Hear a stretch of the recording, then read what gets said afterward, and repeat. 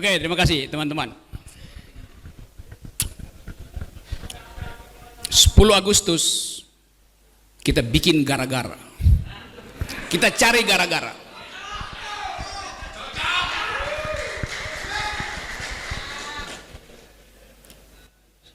Seluruh kesempatan untuk diskusi sudah kita lalui. Diskusi dengan menteri, diskusi dengan dirjen, diskusi dengan kabinet, diskusi dengan anggota DPR. Hasilnya diabaikan. Maka saatnya kita bikin gara-gara. Apakah gara-gara itu inkonstitusional? Gara-gara itu disediakan oleh sejarah untuk berperkara. Kita bikin gara-gara untuk buka perkara. Berperkara dengan siapa? Berperkara dengan Presiden Jokowi, berperkara dengan menteri biasa tuh. Tapi kita mesti hidupkan harapan bahwa hanya dengan berperkara kita bisa mempersoalkan kembali seluruh kebijakan bangsa ini yang dihianati oleh pemimpin tertinggi. Itu dasarnya. Jadi semua kegelisahan kita karena kita tidak tahu siapa yang mesti kita arahkan untuk berperkara. Pada akhirnya begitu. Kalau kita jumlahkan seluruh massa, tapi kita tidak tahu arah kita berperkara kemana, akan diabaikan energi dari kumpulan massa itu. Jadi sekali lagi, ini konsolidasi bukan sekedar upaya untuk merawat kebersamaan yang memang sudah ada, tapi konsolidasi untuk mengarahkan musuh dari buruh itu siapa. Secara ideologis musuh dari buruh adalah para kapitalis itu. Tetapi siapa yang menghalangi buruh berkelahi dengan kapitalis? Ya kekuasaan yang menghalangi itu. Seluruh sejarah perburuan dunia adalah konfrontasi, artinya proletar dengan kapitalis, antara buruh dan pemilik modal. Lalu konfrontasi itu dibikin lembek oleh kekuasaan. Melalui apa? Melalui regulasi. Jadi regulasi itu adalah upaya untuk menghalangi konfrontasi historis antara pekerja dan majikan. Itu dasarnya. Jadi bagian itu kita endapkan dulu tuh. Yang kita sebut regulasi hari ini itulah omnibus law di bidang perburuhan. Kemarin di bidang kesehatan dibikin, nanti di bidang pendidikan tuh. Jadi seluruh hal yang pernah diucapkan oleh Jokowi yang disebut sebagai revolusi mental berhenti karena dia tidak ingin ada konfrontasi antara mereka yang ditindas dan mereka yang penindas itu. Manusia yang berupaya menutupi kejahatan, dia lebih buruk dari keledai itu. Itu dasarnya itu. Kita coba ucapkan hal itu secara lantang. Tentu ada konsekuensinya. Saya bisa ditangkap tiap hari itu. Tapi kita mesti ambil risiko. Kalau kita ingin ada perubahan, satu kali dalam sejarah buruh di tahun 2023 pernah membuat perubahan. Langkah itu yang akan kita tempuh 10 Agustus nanti itu. Apa bukti-bukti itu? Saya coba kasih beberapa cerita kecil ya. Satu waktu saya turun di Bandara Banyuwangi, Jawa Timur. Saya mau kasih kuliah di Jember. Seorang buruh sawit dari Sumatera halangi saya. Bung, saya mau bicara. Tadinya saya pikir dia intel. Dia bilang, saya pekerja perkebunan. Oke Pak. Sambil gemetar, dia bilang, saya mau ceritakan sesuatu. Karena saya udah 2 jam turun dari pesawat, hendak pergi ke Jember untuk menjemput satu dari 2 anaknya yang disekolahin di Jember. Saya mulai duga nih ada apa nih, ada problem keluarga. Dia bilang begini, Pak Rocky, apa yang saya mau ucapkan pada 2 putra saya, kalau satu di antara mereka saya bawa pulang ke Sumatera tuh. Loh ada apa Pak? Begini, Waktu saya memutuskan bersama istri saya dan keluarga besar untuk menyekolahkan 2 anaknya ke Banyuwangi, saya memutuskan itu karena janji Jokowi bahwa harga sawit akan stabil. Mungkin di 2000 waktu itu. Oke. Jadi Bapak ini merencanakan ekonomi keluarga, kesejahteraan keluarga berdasarkan janji presiden pada waktu itu. Tiba-tiba harga sawit turun sampai Rp700, Rp900 per kilogram. Bayangkan, dia mesti bawa pulang 1 dari 2 anaknya. Masalahnya adalah apa yang mesti dia pilih, anak yang mana yang mesti dia korbankan. Malam sebelumnya pasti dia bertengkar dengan istrinya tuh. Anak yang mana, ayah? Hanya boleh ada 1 anak yang sekolah karena harga sawit turun. Lebih lanjut ada pertanyaan, kalau anak yang 1 itu diambil dibawa pulang ke Sumatera, apa kata teman-temannya? Narkoba, DO, bikin kejahatan. Ayah itu bingung, dia mesti memilih yang mana yang mesti dibawa pulang. Kalaupun dibawa pulang ke Sumatera, lingkungan tetangga di situ akan, kok pulang, bodoh ya anakmu.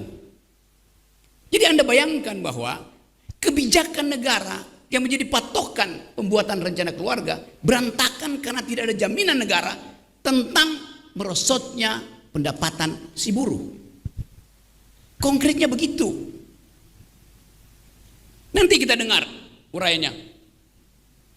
Pasti Jokowi akan bilang, harga sawit turun karena permintaan dunia berhenti.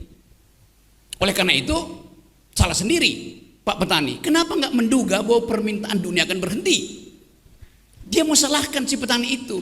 Padahal dia yang janji bahwa harga akan stabil.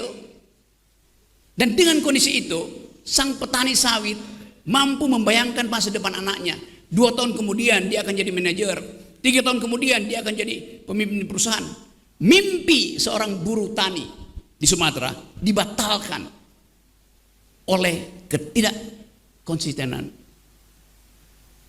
Presiden Jokowi. Logika itu yang mesti kita pakai. Hal yang sama sekarang berlaku pada pegawai-pegawai tinggi, manajer-manajer di sepanjang Tamrin, yang juga berharap bahwa setelah dia pensiun, dia masih bisa mensekolahkan anak-anaknya tuh.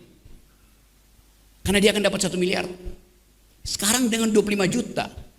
Mungkin ada anak yang belum kawin dan dia janjikan pada waktu itu, kamu nak akan menikah setelah ayah pensiun karena ayah punya 1 miliar. Sekarang dia cuma dapat 25 juta tuh. Mau bikin di mana pernikahannya tuh? Anaknya akan tagih, ayah mana uangnya, saya mau menikah sekarang tuh. Tunggu 10 Agustus kata ayahnya tuh. Anaknya akhirnya mengerti bahwa bukan kesalahan ayahnya tidak menabung, tapi tabungannya dirampok oleh kebijakan Uni Baslawi. Itu dasarnya. Nah, kita ada di sini di dalam keadaan kebimbangan. Sementara Presiden Jokowi tidak pernah peduli permintaan buruh. Dia berupaya untuk menunda pemilu karena dia belum dapat kesepakatan dari ketua-ketua partai. Siapa yang akan melindungi dia ketika dia lengser? Apakah Ganjar mau lindungi dia? Apakah Prabowo mau lindungi dia? Apakah Anies mau lindungi dia? Tekanan politik massa akan membuat presiden-presiden itu tidak akan mungkin melindungi Jokowi. Begitu Jokowi kehilangan kekuasaannya, dia jadi rakyat biasa. Gak ada yang peduli nanti. Tetapi ambisi Jokowi adalah mempertahankan legasinya. Dia masih pergi ke Cina buat nawarin IKN. Dia masih mondar-mandir dari satu koalisi ke koalisi yang lain untuk mencari kejelasan nasibnya tuh. Dia memikirkan nasibnya sendiri, dia nggak pikirin nasib kita. Jadi teman-teman, kita harus lantangkan ini. Saya percaya bahwa 10 Agustus nanti akan ada kemacetan di jalan tol. Bukan saya percaya, saya inginkan. Lebih baik macet di jalan tol daripada macet di jalan pikiran.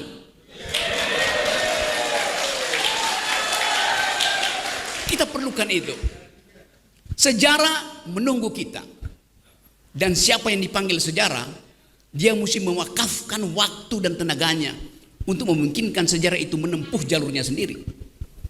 Tidak ada perubahan tanpa gerakan. Saya bisa kasih kritik macam-macam, tapi kekuasaan hanya berubah kalau ditandingi oleh massa. Kekuasaan selalu takut pada massa. Sejarahnya begitu, sunatullahnya begitu. Jadi hari ini kita lakukan konsolidasi dalam upaya memastikan bahwa tidak akan ada yang mampu menghalangi gerakan buruh. Tidak ada yang mampu menghalangi tuntutan keadilan. Tapi kita sebut ini seminar supaya nggak kena delik. Bayangkan aja, dalam upaya untuk menghasilkan keadilan pun kita mesti siksa. Padahal di depan kita ini adalah kita marah pada keadaan tuh. Seminar artinya senyum, Mira, dan Narti.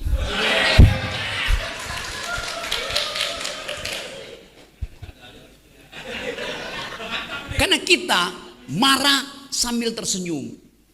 Kita marah terhadap keadaan, kita tersenyum karena akan ada perubahan. Kita mampu.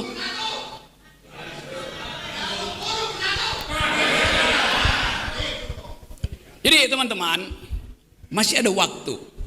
Yang terakhir, di ujung analisis kita, di ujung intuisi politik kita mesti bertanya, pemilu jalan apa tidak? Sama, saya berpikir juga tidak.